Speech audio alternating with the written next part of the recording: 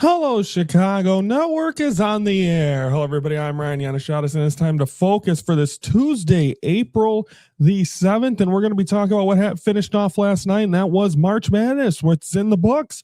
Let's talk about what happened over the weekend first with the Final Four.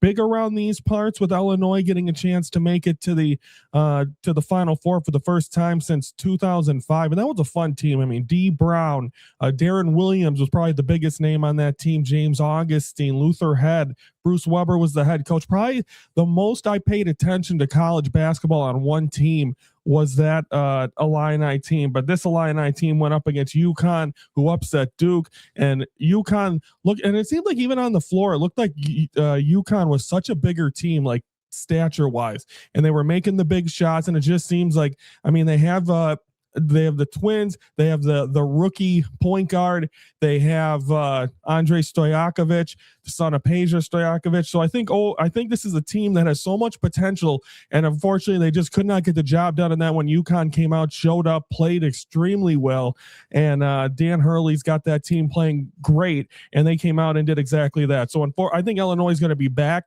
I don't think this is the end of the road. I think a lot of these guys are going to be back. I mean, that rookie point guard, and then you got the Stojakovic, and I think this is a team that's going to be fun to watch for a long time to come. Good things happening in Illinois, and a great job there. So that might be a team even next year before March Madness we start covering, because I know they're not Chicago, but they are Illinois based and they are fun. So congratulations to a great run by the Illinois Fighting Illini, and UConn advances. Then the game that meant the most to me, because for you folks that have tuned in or are fans of the Ringside Report, remember Raise the Bar TV, Brandon and Anthony, they joined me on this show from time to time, and we did a bet. Of course, we do with the March Madness brackets, and whoever finishes in last place has to go down the aisle at WWE World a week from Friday to a theme song of the choice of the first two. And it came down, and Brandon's going to finish, I believe, second, no matter what. So then it was between Anthony's Michigan against my Arizona, and Michigan completely outmatched Arizona. Arizona did not show up to that basketball game. They did not play well. It was ugly, disgusting, and it wasn't really close. So congratulations, Anthony. He's able to get that. And we're going to have to probably change the bet, because it's not really embarrassing, because you can't really choose like an embarrassing theme song. So this Friday on the crossover, we're going to probably address that, talk about that a little bit. But yes, I finished in last place once again. I can never, and the fact that my team made the Final Four and I finished in last place, what a crock of baloney. But Brandon got better picks, and good job to him.